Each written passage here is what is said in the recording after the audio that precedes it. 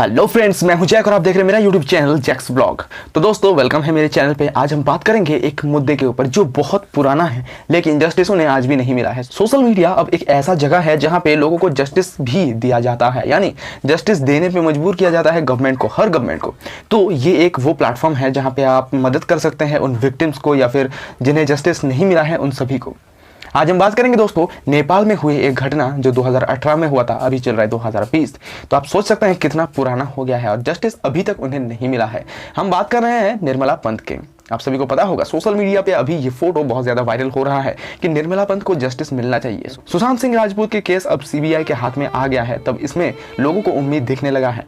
अब actor actresses को छोड़कर भी नॉर्मल इंसान को भी जस्टिस मिलना चाहिए, ये हर किसी का मांग है। इसीलिए निर्मला पंत को भी जस्टिस मिलना चाहिए ये कह रहा है। लेकिन बात यहाँ पे है कि ये इंडियन गवर्नमेंट के अंडर में नहीं है, ये है नेपाल के अंडर में।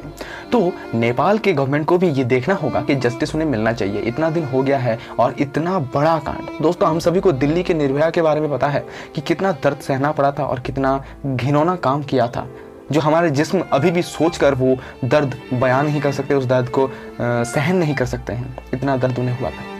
हम बात करेंगे उस दिन का जब ये कांड हुआ था नेपाल में, नेपाल का कंचनपुर। 26 जुलाई 2018।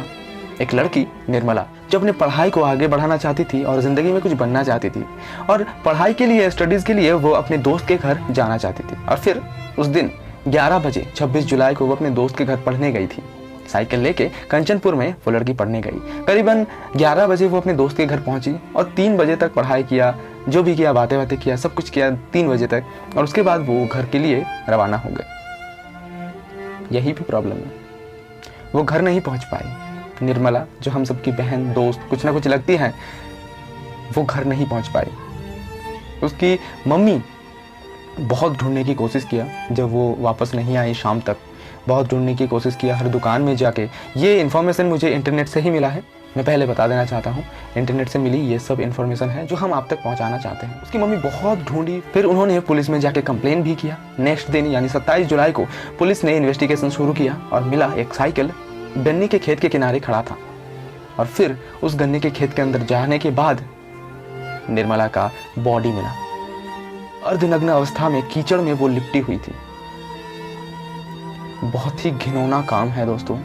नेपाल में, हर जगह में, इंडिया में भरा पड़ा हुआ है ऐसा केस जिसे जस्टिस नहीं मिला है।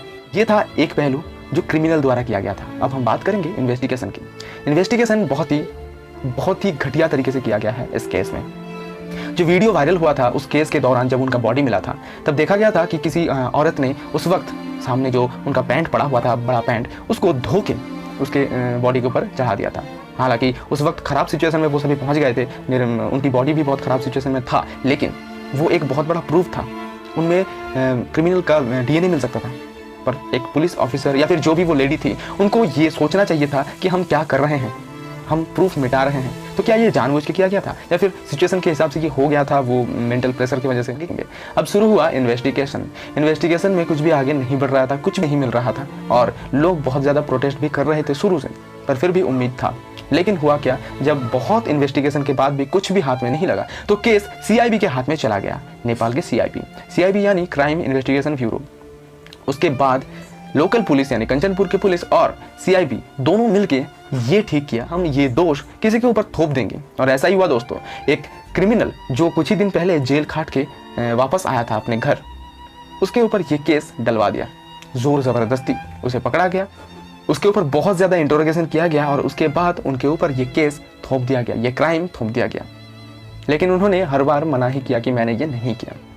पर लोगों को तब तक भी ठीक लग रहा था कि शायद हो सकता है, क्योंकि वो एक क्रिमिनल है, उसके ऊपर कुछ अगर दोष लगाया जाएगा तो लोगों को लगेगा कि हाँ हो सकता है। बात तब हजम नहीं हुआ जब 12 सितंबर को उस आदमी का डीएनए टेस्ट हुआ और रिपोर्ट भी आया, रिपोर्ट में नेगेटिव आया, उस क्रिमिनल के डीएनए से मैच नहीं हुआ।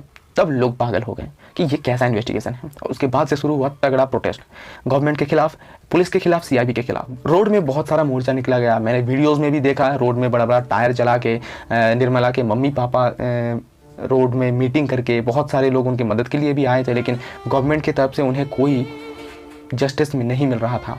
बहुत बार इन्वेस्टिगेशन टीम चेंज होने के बाद फिर पुलिस और सीआईबी का गलत फेक इन्वेस्टिगेशन, फेक क्रिमिनल सजाना, ये सब कुछ पकड़ में आया। और फिर वो लोगों के सामने भी आया, मीडिया के जरिए भी आया कुछ, कि कितना गलत इन्वेस्टिगेशन कर रहे थे पुलिस और सीआईबी।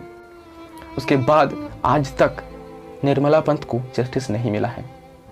मैं बीच में यही कहना चाहूँगा कि निर्मला पंत को भगवान शांति दे, उनके आत्मा को शांति दे, पर जब तक जस्टिस नहीं मिलता है वो शांति भी नहीं मिलेगा शायद। पुलिस ने निर्मला के फैमिली और निर्मला के दोस्त को लॉकअप में भर दिया, प्रोटेस्ट कर रहे थे इसीलिए, और फिर उन्हें छुड़वाने के लिए 30,000 रुपये जुर्माना भी देना पड़ा था। इतना तक हुआ था, वो लोग सिर्फ जस्टिस मांग रहे थे। फिलहाल मैं यही कहूँगा, नेपाल गवर्नमेंट से रिक्वेस्ट करूँगा सबसे कि प्लीज़ जितना जल्दी हो सके आप सच को सामने लाइए और निर्मला को जस्टिस दीजिए।